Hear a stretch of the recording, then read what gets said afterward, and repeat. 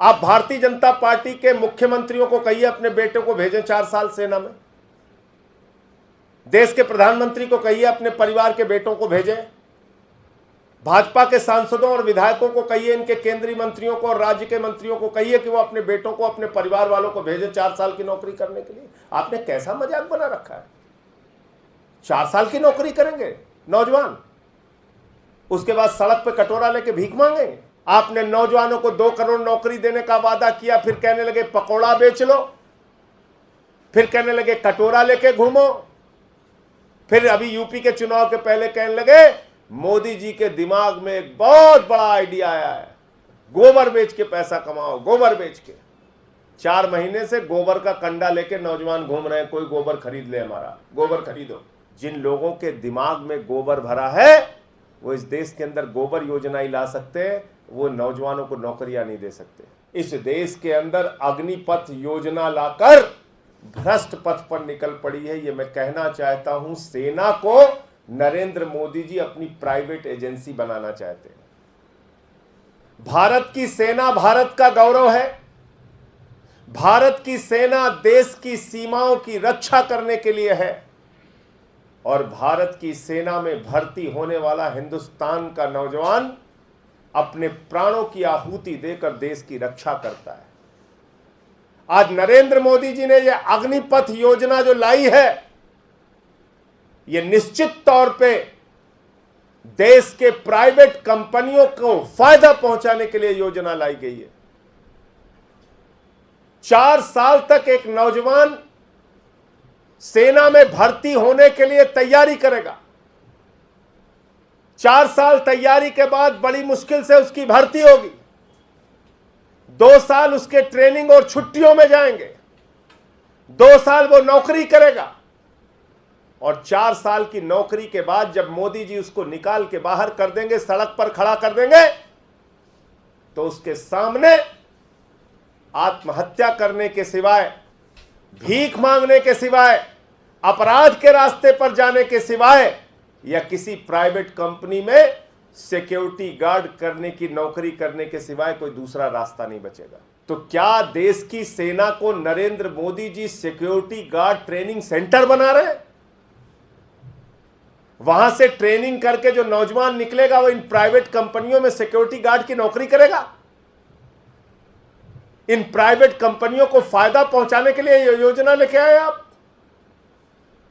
मोदी जी अपने मित्रों से कह रहे हैं अब आपको खर्च करने की जरूरत नहीं है ट्रेनिंग में, हम खर्च करेंगे सेना में। 4 साल उनको ट्रेनिंग देके सड़क पर ला देंगे, जाके फिर वो आपके यहां बंदूक उठा के खड़े हो जाएंगे। आपकी जमीनों की रक्षा करेंगे, आपकी संपत्तियों की रक्षा करेंगे।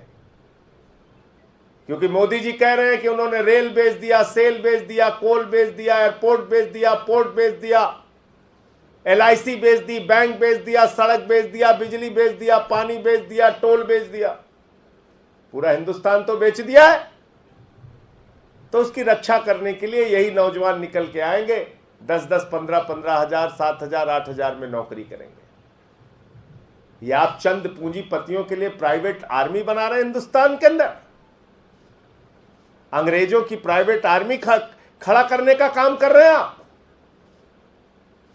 ये देश की सेना का अपमान है, देश के नौजवानों का अपमान है।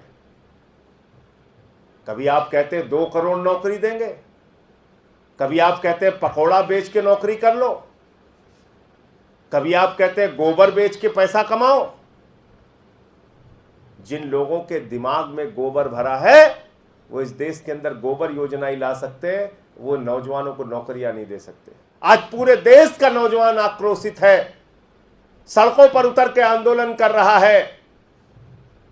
मैं भारत के प्रधानमंत्री से अनुरोध करना चाहता हूं, इस देश को जलने से बचा लीजिए, इस देश को नौजवानों के आक्रोश से बचा लीजिए, उनके गुस्सों से बचा लीजिए।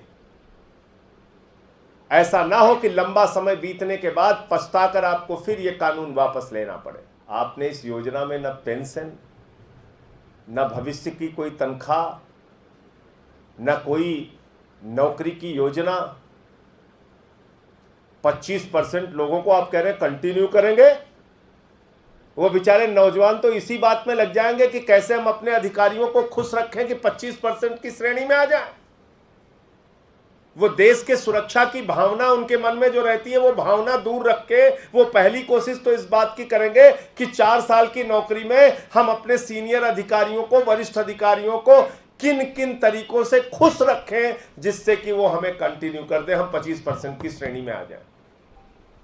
इसी में पूरी ऊर्जा उनकी चली जाएगी। वो चाहते हैं जैसे आर्मी की भर्ती पहले होती थी, वहां एक सुरक्षित मानसिकता से आदमी जाता था, 17 साल की नौकरी करता था, उसके बाद अगर उसका प्रमोशन होता था और आगे कंटिन्यू करता था, उसकी नौकरी की एक सुरक्षा थी उसके साथ।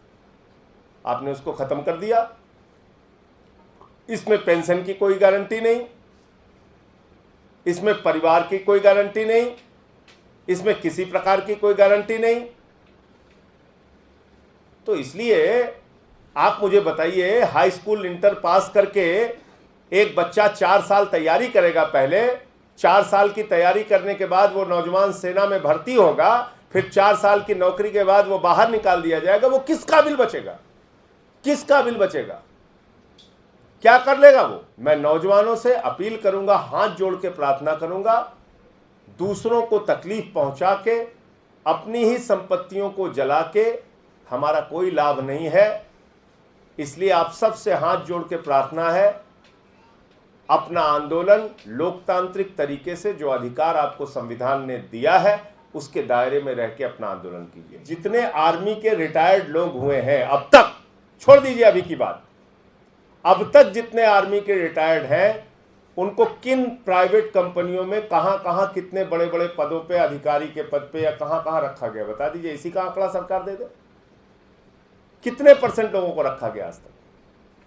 उसमें भी तो 17 साल की नौकरी मिलती है अभी भी। तो जब निकल के आते हैं उन्हें क्या करना पड़ता है? मजबूरी में सिक्योरिटी गार्ड की नौकरी पूरी पूरी रात जग के करना पड़ता है, अपमानित होना पड़ता है। एक सैनिक को जो देश के लिए 17 साल अपने बिता के आता है, उसको भी यही काम मिलता है। तो 4 साल वाले को क्या मिलेगा? यही मिलेगा। और 13 लाख की बात आपने कही, उस 4 वर्ष में उसके परिवार के किसी सदस्य की तबीयत, मान लीजिए ईश्वर न करे, खराब हो गई, 13 लाख तो 2 मिनट में खत्म हो जाएगा। कहां जाए? आप ऐसी दलीलें देते हैं जो आप अपने बारे में खुद सोचिए ना। भारतीय जनता पार्टी के विधायक, सांसद, मंत्री, केंद्रीय मंत्री, मुख्यमंत्री, प्रधानमंत्री जो हैं, अपने परिवार के बच्चों को इसी योजना के तहत नौकरी देके दिखाएं भाई, आपको समझ में आ जाएगा।